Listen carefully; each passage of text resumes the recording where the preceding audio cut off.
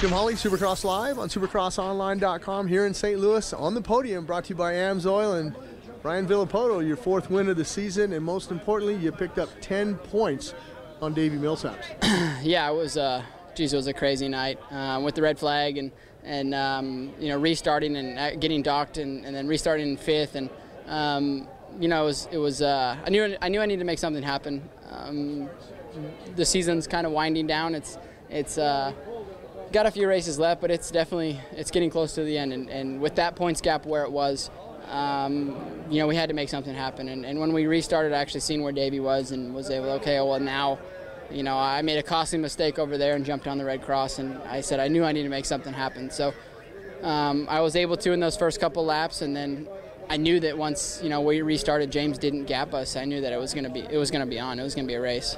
It was a race. I mean, at one time there were 6 of you guys all right there in the freight train, and it seemed to me like tonight you could pass. I mean, you could go inside, outside, and the roost was horrible when you came back through. I saw you guys ducking. I even asked Chad Reed about that, and he just goes, sometimes, I mean, you guys moved over 5 feet because you just had your head down so long. Yeah, it was crazy.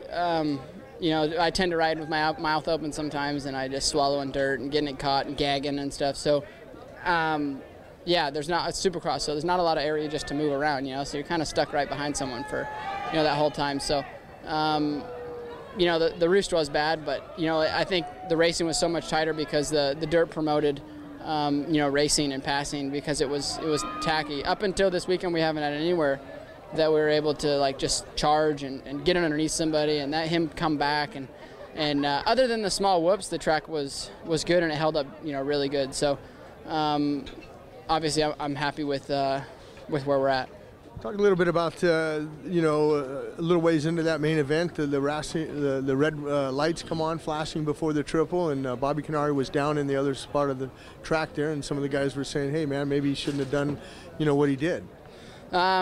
Yeah, actually, they pulled the red cross off the triple over here, and we all rolled it, and as I rolled up over the top, I seen Barsh's front fender come up next to me, and I'm like, okay, well, it just obviously all put us right on top of each other, and once I seen that, then I get on a little bit, and we're speed rolling over there across all the jumps, and nobody jumped, and I never passed James. I think I got beside him, or I don't even know. It was chaos out there, you know. So and then I was able to stick it in over here before the whoops, and then he got underneath me again. So it was a really good race. Some good passes you made tonight. Now, what I mean is by setting them up. I mean, and scrubbing. I mean, at one time I saw off one of the triples you scrubbed so low that, you know, the other guy looked like he was 5 feet ahead of you. Yeah, it was like I said, the track promoted good racing, and that, you know, being that it was tacky, it was much easier to race hard.